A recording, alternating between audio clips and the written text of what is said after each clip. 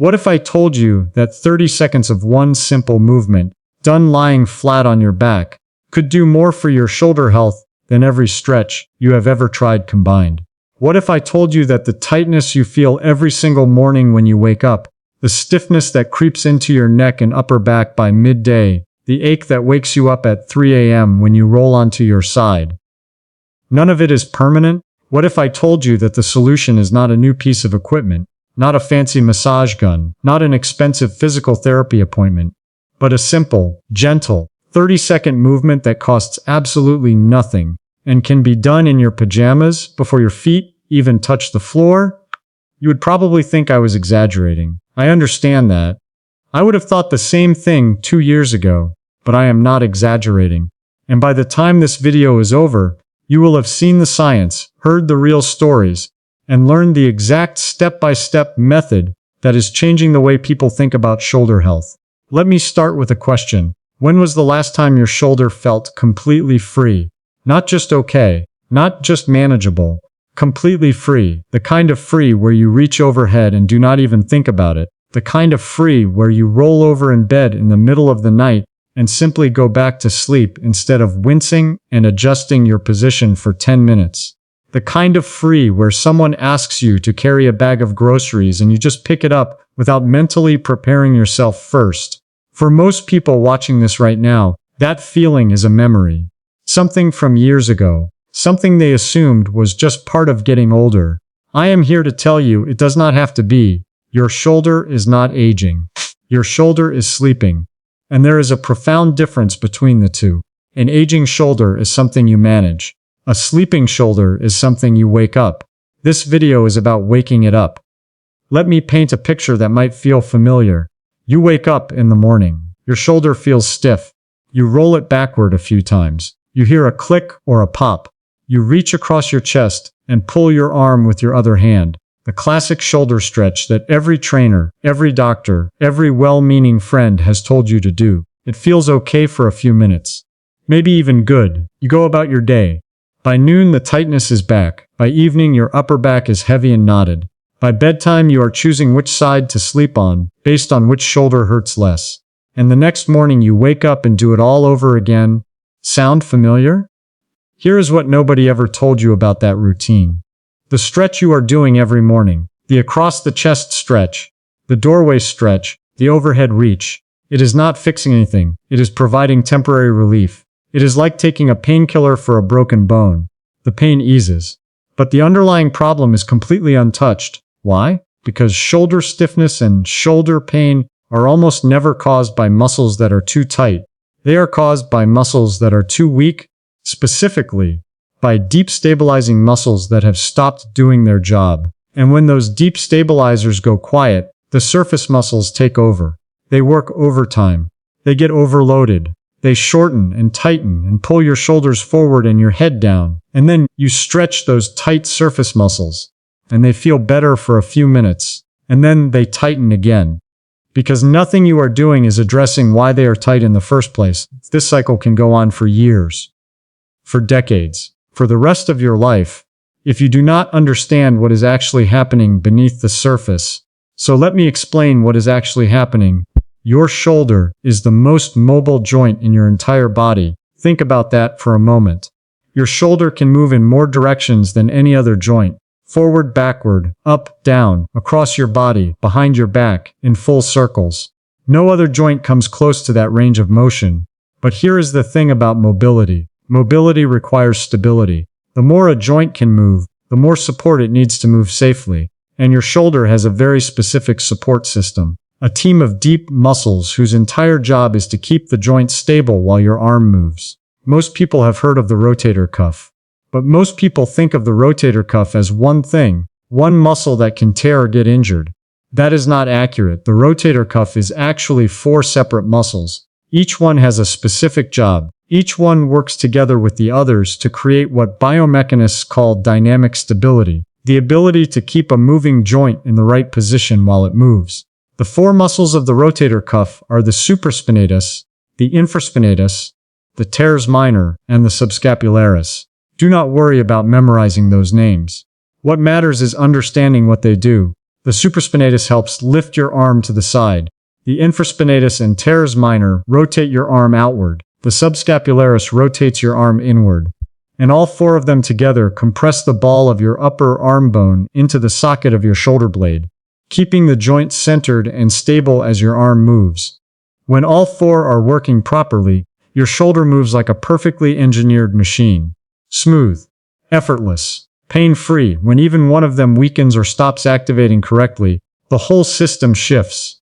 The ball of your arm bone starts to glide slightly forward in the socket. The tendons get pinched. The bursa, the small fluid-filled sac that cushions the joint, gets compressed.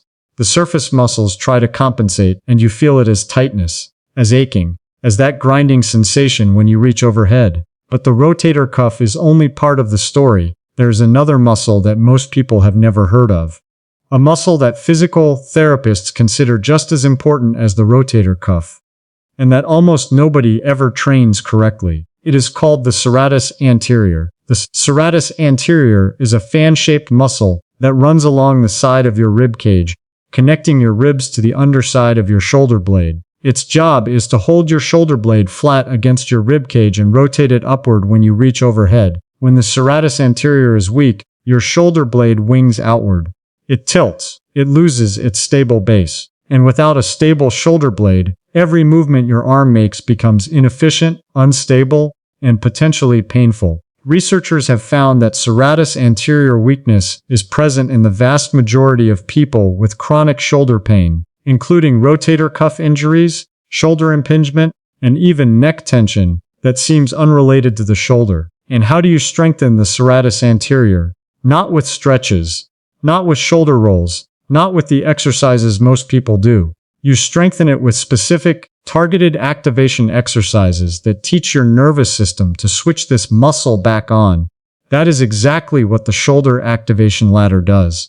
Here is something that most fitness videos never talk about, something that is absolutely essential to understanding why the shoulder activation ladder works when everything else has failed.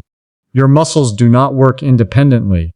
They work because your nervous system tells them to.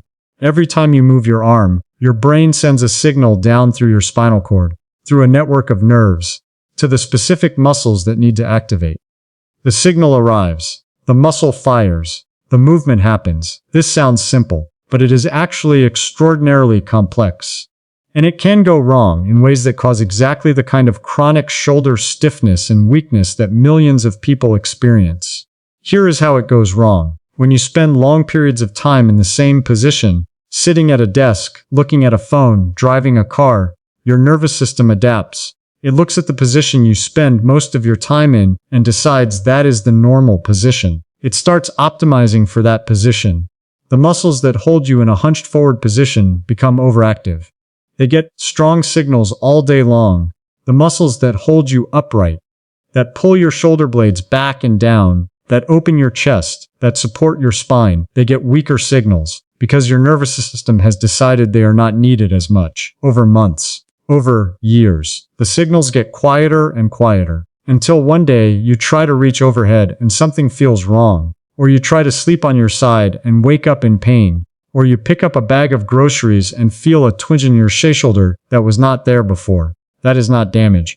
That is a communication problem. Your nervous system has turned down the signal to your deep shoulder stabilizers, and those muscles have responded by getting weaker, less coordinated, less reliable. The medical term for this is neuromuscular inhibition.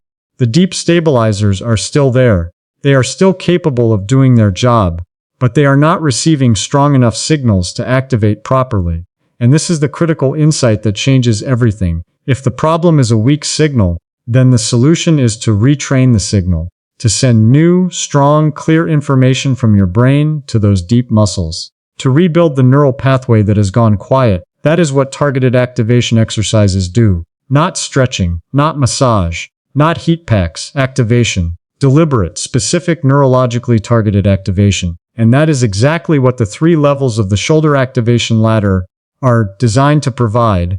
Let me take you to a research laboratory. It is 2009. A team of researchers at the University of Leuven in Belgium are studying shoulder pain in office workers. They have recruited 120 participants, all of them with chronic shoulder and neck tension from years of desk work. All of them have tried stretching. Most have tried massage.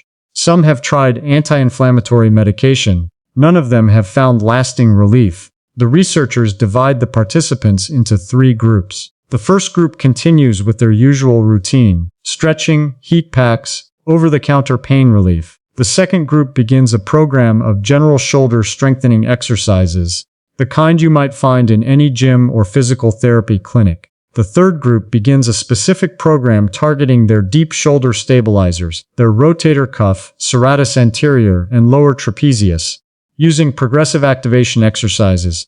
After 8 weeks, the results are striking. The first group, the stretching and heat pack group, shows almost no improvement. Their pain levels are roughly the same.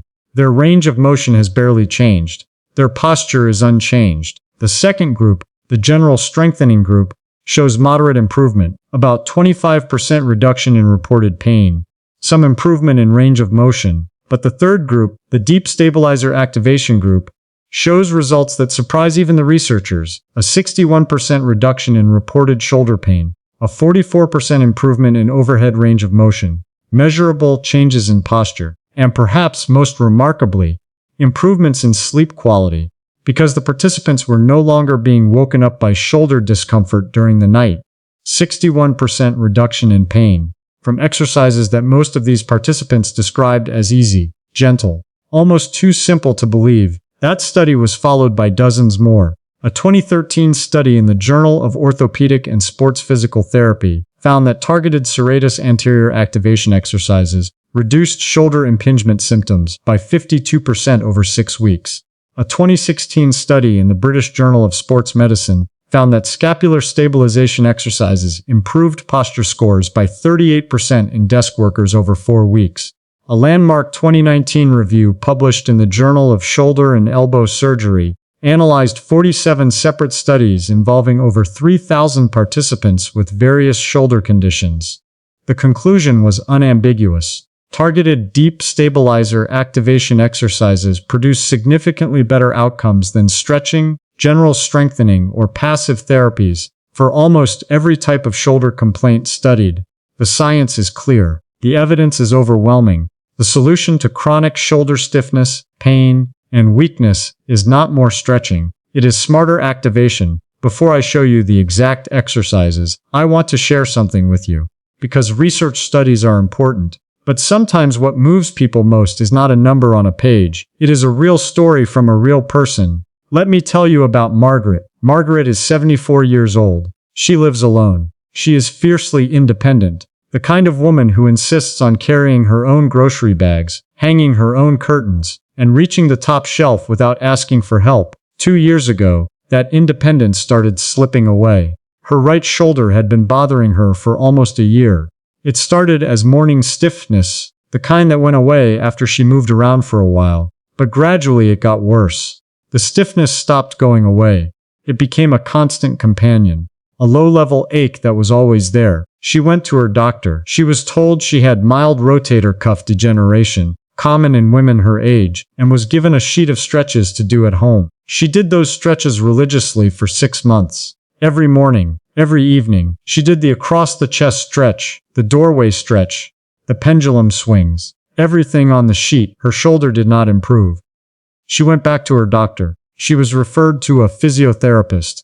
The physiotherapist gave her resistance band exercises. She did those for another 3 months, still no significant improvement. By the time Margaret came to me, she had spent 9 months doing everything she had been told to do. She was frustrated. She was losing hope, and she was starting to quietly accept the idea that this was just what getting older felt like. I introduced her to level 1 of the shoulder activation ladder. She looked at it skeptically. It seemed too simple, too gentle, too easy. She had been doing resistance band exercises. She had been going to physiotherapy. How could lying on her back and doing something this quiet possibly help? But she tried it. After 4 days, she noticed that her shoulder felt less stiff in the morning. She mentioned it almost casually, like she did not want to get her hopes up. After 10 days, she said the ache was noticeably quieter. Not gone, but quieter. After 3 weeks, she reached overhead to hang a picture on her wall. and then she called me to tell me that she had done it. She had reached overhead, and she had not even thought about her shoulder while she was doing it. It had just moved. She started crying a little on the phone. Not from pain, from relief, from the feeling of getting something back that she had thought was gone. That is what deep shoulder activation feels like. Not dramatic, not painful, not exhausting, just getting something back. Let me tell you about Robert. Robert is 68. He is a retired engineer. He has always been active, golf twice a week, walking every morning, gardening on weekends. But for the past 2 years, golf has become increasingly difficult, not because of his swing technique, not because of his fitness, because of his left shoulder. Every time he went into his backswing, he felt a catching sensation in his left shoulder, like something was momentarily getting stuck and then releasing. Sometimes it was just uncomfortable. Sometimes it was sharp enough to make him flinch mid-swing. He had seen a sports medicine doctor. He had been told his rotator cuff was showing early signs of wear. He had been given exercises. He had done the exercises for 4 months with minimal improvement. He was starting to think about giving up golf. At 68, a sport he had played for 30 years, I showed Robert the shoulder activation ladder. 3 weeks later, he sent me a message. He had played 18 holes. No catching sensation. No flinching. He had forgotten to pay attention to his shoulder because it was not bothering him. 3 weeks. Not because the shoulder activation ladder fixed his rotator cuff wear. It cannot reverse years of tissue changes. But because it strengthened the muscles around the joint enough that the joint was moving better. The ball was staying more centered in the socket. The catching sensation disappeared because the mechanics had improved. And then there is David. David is 71. He had a partial rotator cuff tear 3 years ago. He had surgery. He did his post-surgical physical therapy. He recovered mostly, but his shoulder never felt quite right after that. He had strength back. He had most of his range of motion back. But there was a persistent feeling of instability, like the shoulder was not quite trustworthy anymore, like it might let him down if he pushed it. He was cautious with his arm, in a way he had never been before the injury. He avoided reaching across his body. He avoided any overhead work. He slept with a pillow tucked under his arm to keep his shoulder in a certain position. He was managing his shoulder instead of living with it. I introduced David to the full shoulder activation ladder. All 3 levels. He progressed slowly, carefully, but steadily. After 6 weeks, something changed in the way he described his shoulder. He stopped calling it his bad shoulder. He just called it his shoulder. That shift in language might seem small, but it reflects something real. The shoulder had become trustworthy again. Not perfect, not as it was before the injury, but solid, reliable, his. Now let me give you the complete, detailed, step-by-step guide to the shoulder activation ladder. This is a 3-level progression. Each level builds on the previous one. Each level activates your deep shoulder stabilizers at a greater level of challenge. The golden rule is this. You do not move to the next level until you can complete the current level for a full minute without feeling tension in your neck, without your shoulder blade winging away from your rib cage, and without any sharp or uncomfortable sensations. There is no prize for rushing. The goal is correct activation, not speed, not difficulty. Correct activation, not find a firm surface. A yoga mat on a hardwood or carpeted floor is ideal. A firm mattress works for this level. Avoid very soft mattresses or sofas. You need to feel the surface beneath your shoulder blades to do this exercise correctly. Lie flat on your back. Take a moment to fully relax. Let your entire body sink into the surface beneath you. Close your eyes if that helps. Notice where your shoulder blades are right now. For most people, the shoulder blades are slightly raised, slightly lifted away from the surface. This is because the muscles around the shoulder blades are holding tension. We are going to begin releasing that tension and then rebuilding it more intelligently. Let your arms rest comfortably at your sides, palms facing downward toward the floor. The movement, take a slow breath in. As you breathe out, very gently draw your shoulder blades down your back, away from your ears, and then squeeze them together toward your spine. I want to emphasize the word gently. This is not a forceful movement. You are not trying to touch your shoulder blades together. You are simply giving them a signal, a gentle 30 to 40% contraction. Like reminding a muscle that it exists. Hold this gentle squeeze for 3 seconds. Feel your chest open slightly. Feel your upper back make gentle contact with the surface beneath you. Now, maintaining that gentle shoulder blade position, slowly begin to slide your arms upward along the floor, like you are making the slowest snow angel in history. Move only through a range that feels comfortable. If your shoulder begins to rotate inward, or your shoulder blade starts to lift, you have gone too far. Stop there and return. Slide your arms up. Pause for 1 second. Slide your arms back down. That is 1 repetition. What you should feel gentle activation between and below your shoulder blades, a sensation of your upper back engaging, a subtle opening across your chest. You should not feel tension in your neck. If you feel your neck tightening, you are engaging your upper trapezius, the wrong muscle. Let your neck relax completely. Let your jaw unclench. Let your tongue drop away from the roof of your mouth. You should not feel your shoulder blades lifting away from the surface as your arms slide upward. If they do, reduce your range of movement, duration, and progression. Do this movement continuously for 1 full minute. Slow, deliberate, rhythmic. If you can complete 1 full minute without neck tension and without your shoulder blades lifting, rest for 30 seconds and move to level 2. If you feel your neck tensing before the minute is up, stop, rest, try again tomorrow. It may take several days before your deep stabilizers are strong enough to hold the position for a full minute without the neck compensating. This is completely normal. Do not be discouraged. Every day you do this, the signal to those deep muscles gets a little stronger. Stay on your back, same firm surface. Bend your elbows to 90 degrees. Bring your upper arms out to your side so that your elbows are level with your shoulders. Your forearms point straight up toward the ceiling. This is the goalpost position. Look at your arms from this position. Your upper arms should form a straight line across your chest. Your forearms should be perpendicular to the floor. Now take a moment to notice whether your elbows are actually touching the floor. For many people, especially those who have spent years sitting at desks, the elbows will not touch the floor at first. The chest muscles and front shoulder muscles are too tight to allow the arms to lie flat. That is completely fine. Do not force your elbows down. Work within whatever range is comfortable. Movement Part 1. The press. Take a slow breath in. As you breathe out, gently press your elbows and the backs of your forearms into the floor. You are not trying to lift anything. You are simply pressing downward into the surface. As you press, you should feel your shoulder blades being drawn flat against your rib cage. Your chest may open slightly. Your upper back may feel more engaged. Hold this pressed position for 3 seconds. Maintain your breathing. Do not hold your breath. Relish the press slightly, but do not fully relax. Maintain about 20% of the engagement. Think of it as holding a gentle background tension. Do this press and partial release 10 times. Movement Part 2. The rotation from the goalpost position, with your elbows gently pressed into the floor, begin to slowly rotate your forearms downward. Moving your hands toward the floor behind your head, move at whatever pace allows you to maintain control. 3 to 4 seconds for the downward rotation. 3 to 4 seconds to return. Move only through a range where your elbows stay in contact with the floor. The moment your elbow lifts, you have reached your current limit. Rotate back from there.